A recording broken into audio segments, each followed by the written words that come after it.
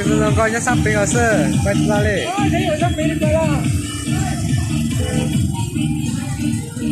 Kasi mo, panjang yung kaki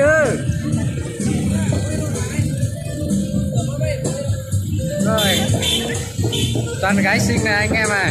Rồi.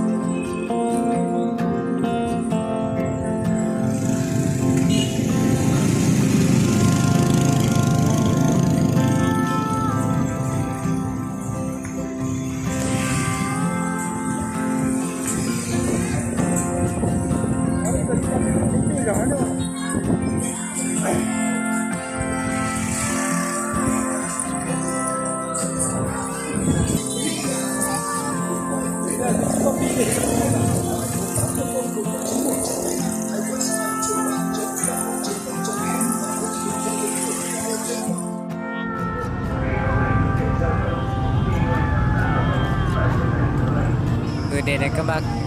Rồi vừa thấy ba người đẹp chưa. Trong ngày hôm nay là em thấy ba cô này là nổi nhất đấy các bác ạ. Các bác có đồng quan điểm của em không? Bây giờ thì các bác tiếp tục theo chân em và trong kia nhé.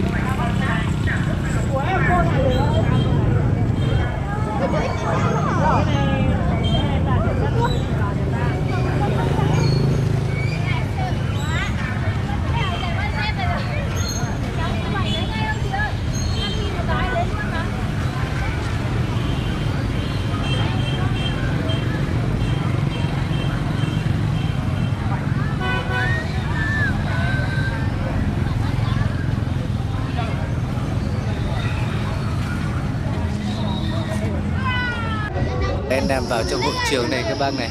Ôi, nhiều đón đón chưa? Đẹp chưa kìa.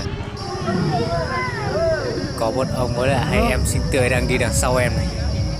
Rồi, lại còn đeo kính râm ấy chứ. Kính dị thật đấy.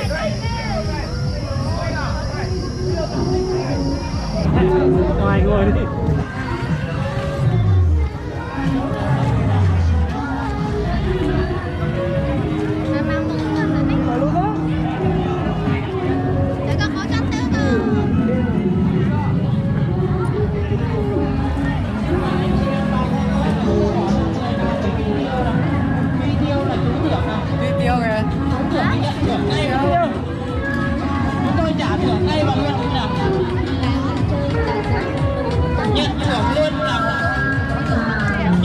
Tiêu này các bạn, được phi tiêu cho con này, mất 10.000 đồng đi phi tiêu mà phi trúng được cái lon nước rồng đỏ 5.000, tức là cho con. Quy tử là em đã được lô số 17 rồi. Được cái gì? Được có một chai nước thôi. Đúng rồi em này.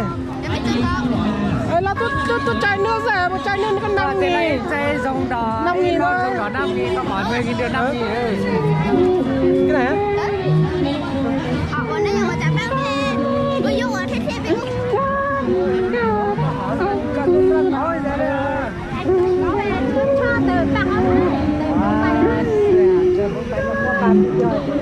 Cho cả ba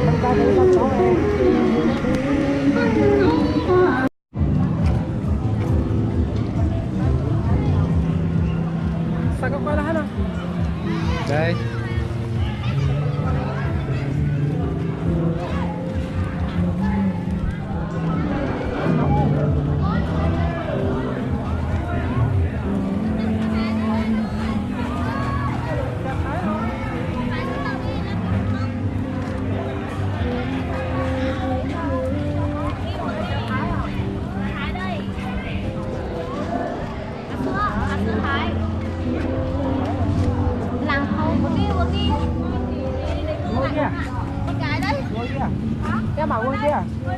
Không ngon không giả tiền đấy chị. Không ngon không trả tiền. Chị cho em mỗi người một cốc nha. Trà Thái biết đâu đấy.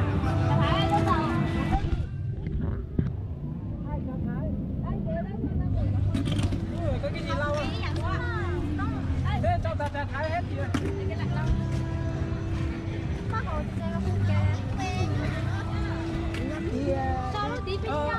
Một chiêu mà phải một chiêu. Bây giờ này. Hai thanh đi tán gái nha các bác nha. Các bác đợi xem sẽ gặp cái kẹp như thế nào nhé. Đây, có rất nhiều em đang che ô này. Có vẻ các em đang rất là ngại. Gọi còn không thưa nữa chứ. Kiều thật đấy. Cho lần nào. Mà mình có xe thế. Thật chào mùa mà.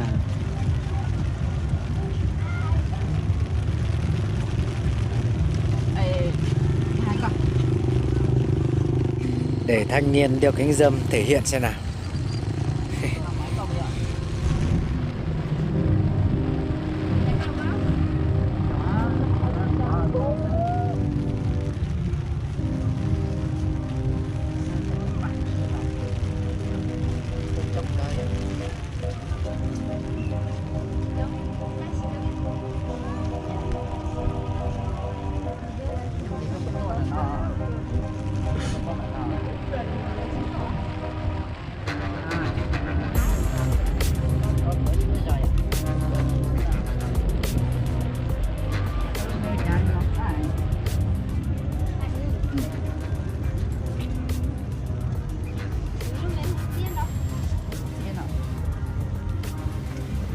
Chán này nè. Tí tôi tao nó mà. Tránh chụp ảnh nào.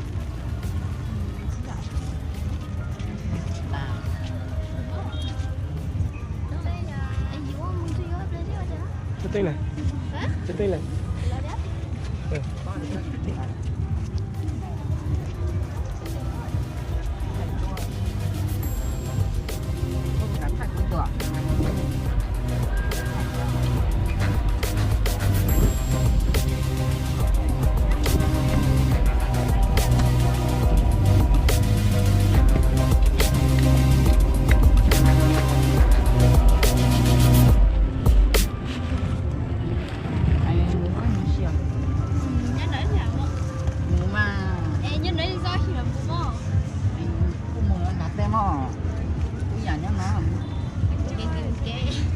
Áo cả.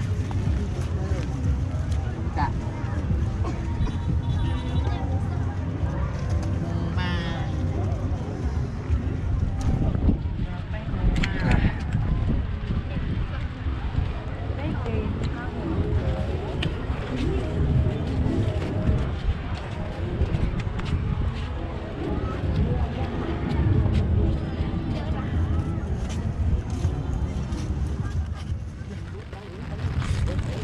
Tiền đã thất bại rồi đây các bạn.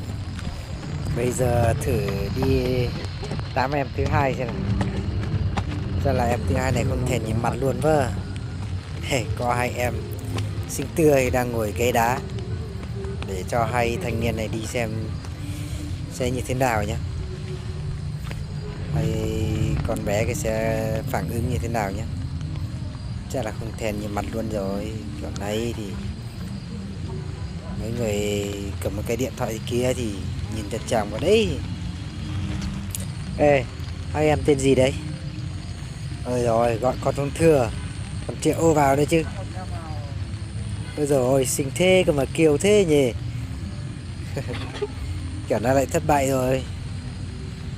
Đây anh em chúng tôi trẻ trâu quá hay sao ấy các bác ạ. Tám em nào cũng không được. Còn không thèm nhìn mặt luôn. lô. À, tối và tao mới về. Ôi, đi dùng biết trong thả tụi ta. Có nhiều.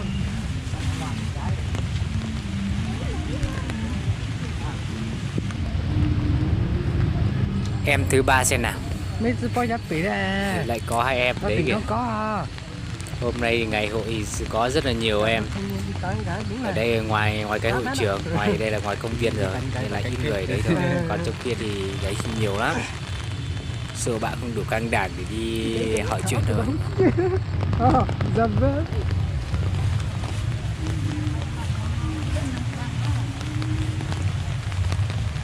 Mama tuh datang. Nho lúc giờ đến tòa. Đây, trong đồng đây à. Sao gì trông câu cho không có mà. Ai chúng ta có lúc trở lại.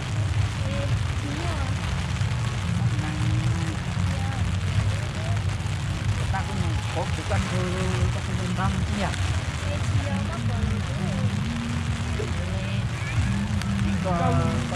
Nó là chính tôi à.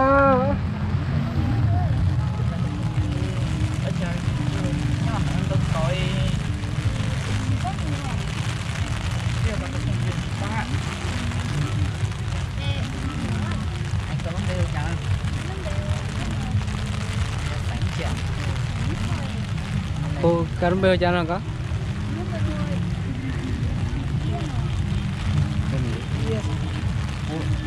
Yeah. Yeah này là gì à? Rất là mà tập thể plan mà. Chị ô cho em đi.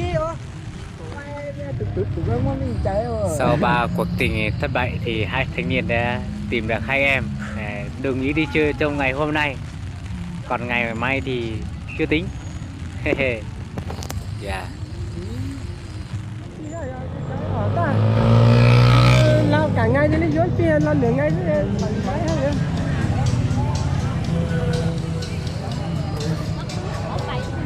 Bây giờ là chiều rồi các bác ạ, tầm 4 giờ chiều rồi đấy. Tôi chào các bác nha. Em hẹn các bác ngày mai nha. Ngày mai em sẽ lên Mù Căng Chải, bên đấy còn nhiều gì hơn đây nhiều. Hẹn gặp các bác ngày mai nha.